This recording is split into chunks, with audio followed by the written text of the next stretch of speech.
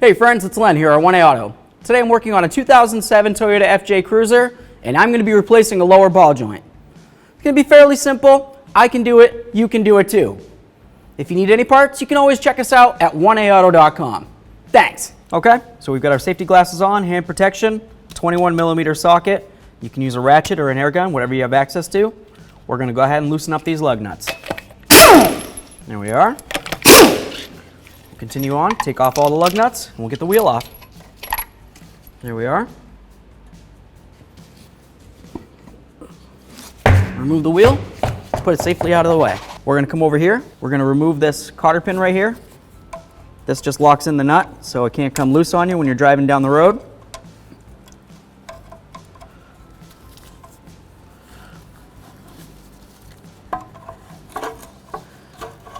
If you have access to new cotter pins, that's always good. A lot of times when you remove them, they get kind of mangled. If you don't, well, I don't know. You do you, boo-boo. But I would replace it if you have access. Now we're going to remove this nut right here. Okay, so we've got our 19mm. Safety glasses, hand protection. I'm going to use my air gun on this. So here we go. This is what our nut looks like. This is called a castle nut or a slotted nut. Has all these slots up along the top. When you put this back on, you're going to line up the slot with the cotter pin hole. What I'm going to do with the nut now, I'm just going to turn it on a few threads. Then I'm going to grab my hammer, and I'm going to give the knuckle, which is this part right here, not the tie rod, a couple bonks. It's going to break it free. The reason for the nut is so it doesn't come swinging down, potentially hurt anybody. Since we're going to be replacing the tie rod, it really doesn't matter where you hit, generally. It's just kind of good habit to hit right on the knuckle. If you happen to hit up here or down there, you know, it is what it is, I guess. We're replacing the tie rod, so I'm not too worried about it. But if you weren't, you'd want to definitely make sure you only hit on the knuckle.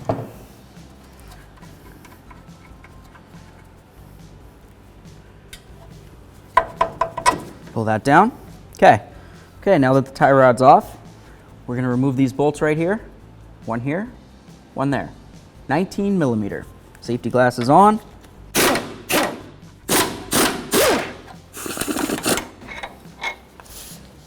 There's our two bolts. We'll set these aside. So now we're just going to grab the knuckle area. We're just going to lift this up and slide it away. Just like this. You don't want to pull it out away and towards you because you'll pull the axle and you'll separate your CV joints, which will be a big hassle. So now I'm just going to use something as simple as a ratchet strap, and this is just to hold it away while I work. Okay, this gives us plenty of room to be able to do what we need to do. So now you want to take out this cotter pin right here. Once you get this off, we're going to take off this nut, and then we're going to use a pickle fork, and we're going to separate this lower part, which connects to your knuckle, and to the ball joint. We're going to take that off of here. You just want to pay special attention to which way this is facing. You've got kind of this blocky area right here, and that just rubs right up against here. Okay, so when you go to turn your wheel, you can't keep turning forever. It stops you. It's a stopper. Okay, so when you go to put this back on, you want to make sure that you don't have it, I don't know, somehow backwards, however somebody might do that, but whatever.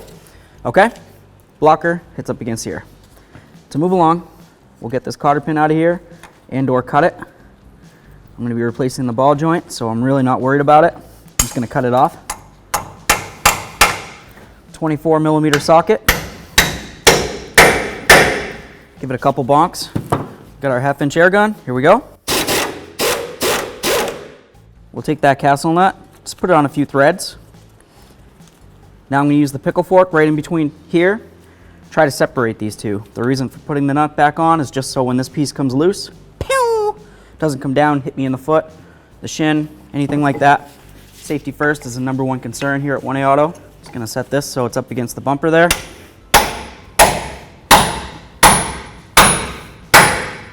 There we are. It's separated. You can see the difference. Take our nut back off of here. We'll set this out of the way. Okay, so I spun the knuckle. I've got to push towards the forward end of the vehicle. because the way that the clip is, I need to be able to grab onto either this ear or that ear. So pick whichever ear you want. Use a small pry bar as long as it's got the punch end on it, and of course a hammer, safety glasses. You're just going to give it a couple bonks, and it should want to work its way right off of there. Looks like it's starting to come off right here. I've got a nice separation, so I'm just going to grab onto it there. At this point, it's probably going to come flying out, so safety glasses are definitely key. If you don't have safety glasses on, well, it's on you. There we are. Cool. For this, I'm going to use my big fabulous hammer, and I'm going to give it a couple whacks right up along top here. I'm going to be very careful to try not to hit my axle boot, my ABS unit, sway bar link, anything. The only thing I want to hit, right on top, okay? So let's give it a couple loving bonks here and see how it goes. All right.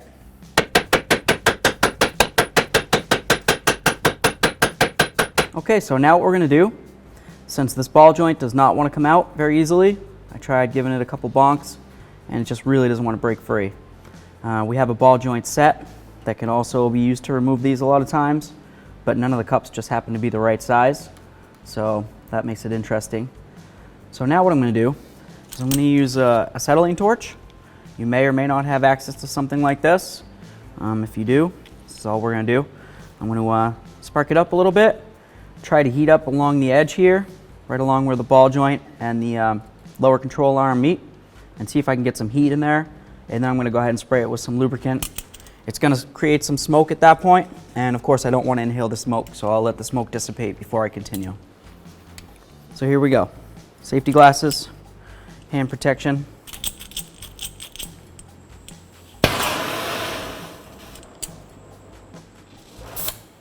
Oops.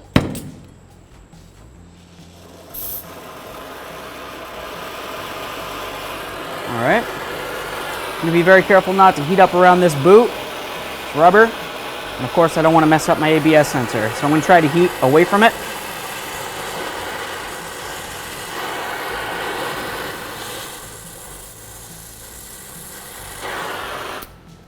Okay, give this a couple squirts here.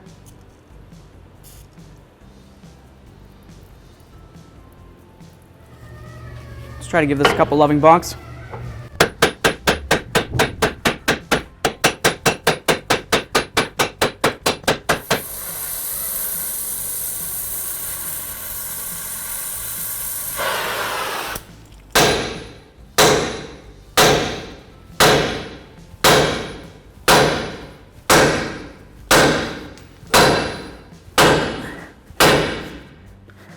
We might have gotten a little bit of movement out of it. Oh yeah.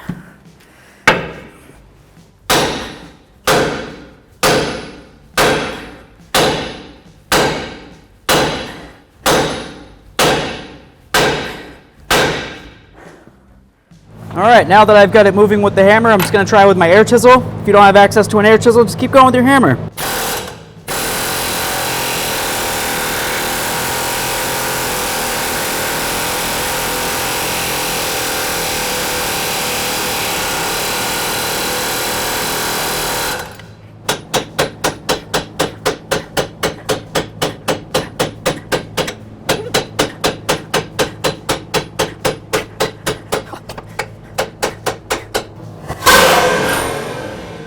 So here we are, friends, a quick product comparison for you.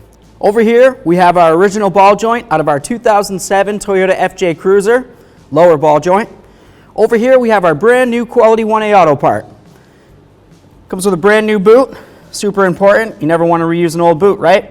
Of course, you know, we did damage it removing it.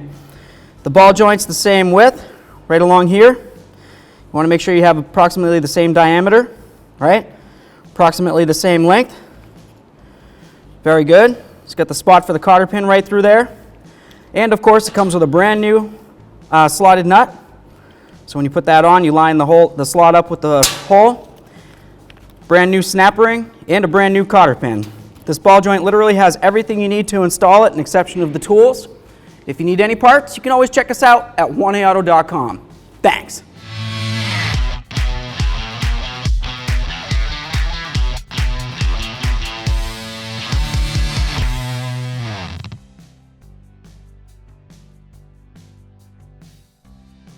Okay, so to press in the ball joint, we're going to use something like this. This is a ball joint cup. It's going to slide right over, okay? The problem with sliding it over is it's going to hit up against the boot. And it doesn't matter which size cup we use to press it in, because you do need to use a cup to press it in. It's going to hit this boot. So I'm just going to take a small pocket screwdriver, carefully go along the edge here, and just try to separate the ball joint boot from the ball joint itself. I'm not going to try to damage it because I want to reuse it. There we are. Comes pre-greased. That's nice. We'll set this aside and we'll get to work on installing this lower ball joint. All right, so here's a couple basic tools we're going to need. We're going to need a cap. This is going to go right on the top of the lower control arm. Okay. We're going to need this open one with the stud hole. That's going to sit right along this lip right here. Okay. You don't want it to sit inside this area. That's where the ball can rotate around. You don't want to put something small in there like a regular socket or anything. You need something like this. This is going to go just like this, go up into the lower control arm, and then we're going to use our clamp. We're going to tighten it right in. Just go like that. Get it so it's right there. Got our clamp. I'm just going to snug this up. Okay. Now there's some things you need to think about with this. When we start tightening this, it's going to be applying pressure this way, trying to squeeze. There's always a possibility that any of this can shatter and break. The odds that it's going to happen is pretty doubtful, but you do want to make sure that you keep your face away from it like this when you're working on it, okay? Don't put your face right next to it. If something, God forbid, does happen with these, I don't want you to get hurt. You need to wear safety glasses, all right? Super important. And lastly, you want to make sure that the ball joint's going in straight. So you've got the levelness of the control arm here, and you want to make sure that the ball joint is level with it as well. If the ball joint starts going in like this, it's going to be crooked, it's going to get stuck, and it's going to damage the ball joint. At that point, you're going to replace the ball joint again, okay? With all that said, I'm going to get the tools ready, grab my safety glasses, make sure I have my hand protection on, which I do, and we'll move along to the next step. Okay, so now to tighten this up, we've got our safety glasses on, hand protection. We're going to keep our face away from it. I'm going to use a 22 millimeter socket right up on here with my air gun. All right. As I tighten this, it's going to apply pressure right here. You want to try to pay attention, and you want this part of the lower ball joint to press directly up against the lower control arm. Let's give it a try. Looks like it's going up nice and straight. Okay. I could have continued, but it's always nice to just check. Looks straight. Let's keep on rolling with it. Check it again. We're looking good, still nice and straight. A little bit of a gap. We're going to press it right up against now. Here we go.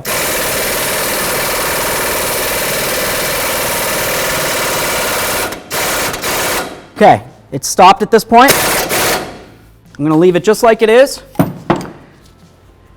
Now I'm going to use my hammer. I'm just going to give the lower control arm a couple bonks. That's going to cause vibration. And if this lower ball joint isn't completely seated at this point, the vibration is going to help it along. We'll get our outer tie rod end out of the way. Just give it a couple loving bonks. That looks great. Just going to blast it one more time here. Wonderful. Okay, it's time to remove this. When we go to remove pressure, once this gets loose enough, it's going to loosen up pretty quick. This right here is going to probably want to fall, so what I like to do is just hold it just like this.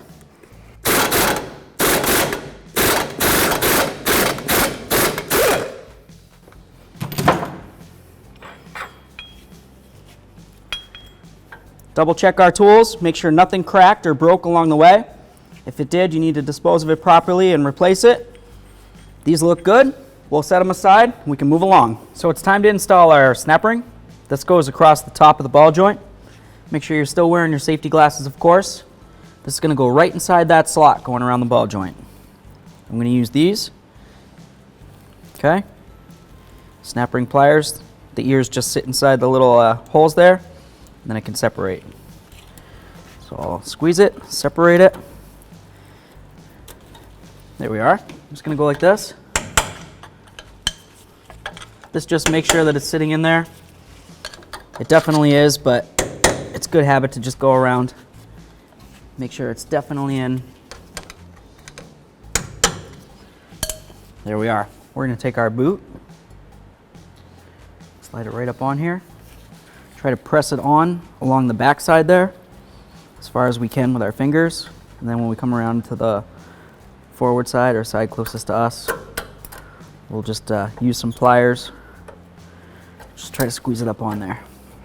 You want your boot to be completely seated all the way around. Looks good around the back. That looks good already. That's seated. Okay, so now you got your lower ball joint stud right here. That's our cotter pin hole. If it looks like your cotter pin hole is going this way, you're going to want to just take a screwdriver or whatever you might have and just spin the shaft so it's going front to back. The reason for that is because once you get this knuckle back over here, you don't necessarily want the cotter pin hole to go front to back, then you won't be able to get in there and be able to peen it over. So that looks pretty good. Let's move ahead to the next step. So we've got our bracket, we've got our little bumper here, goes on there, just like that, right? Just gonna bottom this out by hand. We'll torque it down in a little bit. All right, so now it's time to get this free. So now what we need to happen is these bolt holes need to line up with the bolt holes in the knuckle. So just wiggle it around, do what you need to do to make it happen. We've got our 2 bolts. You can use a little bit of thread locker if you'd like. It's your prerogative.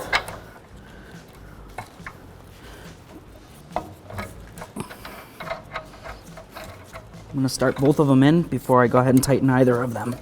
I'm just going to bottom out these 2 bolts. 1, 2, 19 millimeter.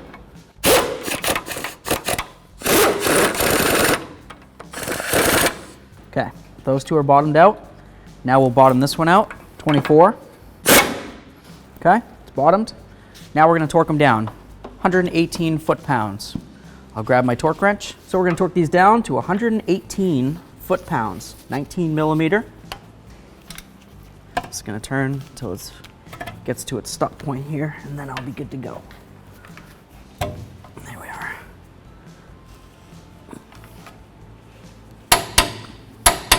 One, 2. Tight, tight. Let's move ahead to this one, 24 millimeter. Now when we tighten this one up, we're going to torque it. And then once it's torqued, we need to see where the slot is or where the hole is compared to the slot. And then you want to continue tightening until they're lined up. You do not want to loosen it to line up the slot. Just go to your next available slot. 118 foot-pounds on this as well.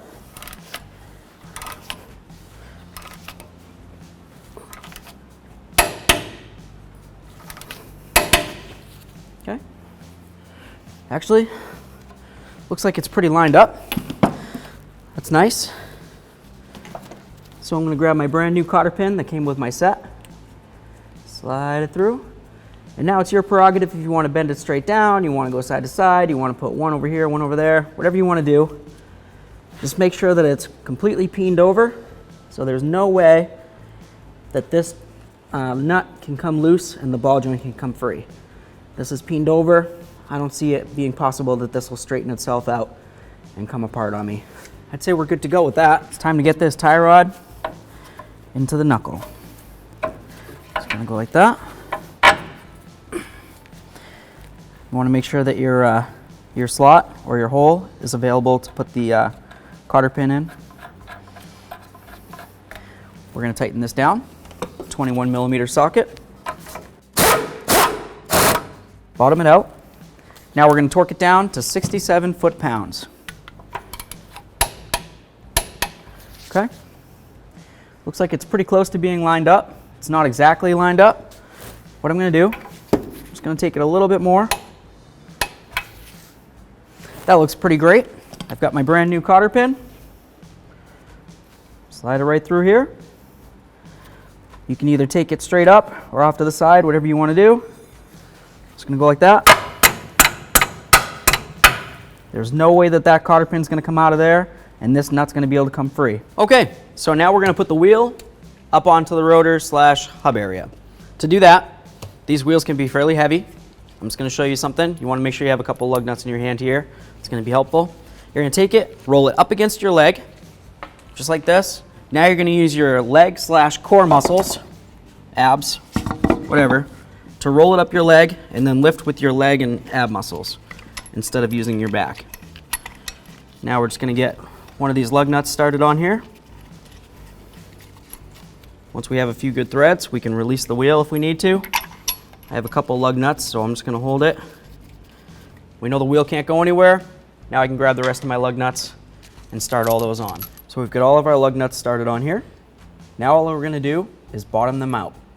We're going to go in a crisscross pattern, or I guess in this it would look more like a snowflake. Okay? So here, here, here, here, here, here. We're never going to go around in a circle. You do that, you could kink your wheel off to the side, think you have it tight. Even go ahead and torque it down, think it's tight. Drive it down the road, hit a bump. Next thing you know, it breaks free. Okay? So, make a nice little snowflake.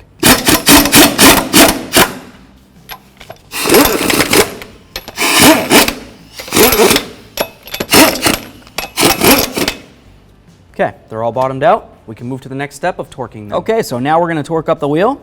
We're going to use our 21mm socket. We're going to go in a crisscross pattern, snowflake, call it whatever you want. 85 foot-pounds.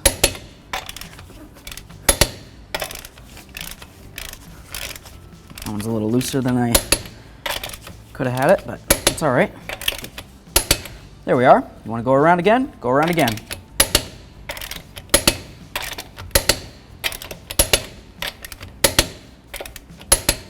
There we are. Easy peasy. Thanks for watching. Visit 1aauto.com for quality auto parts shipped to your door, the place for DIY auto repair. And if you enjoyed this video, please click the subscribe button.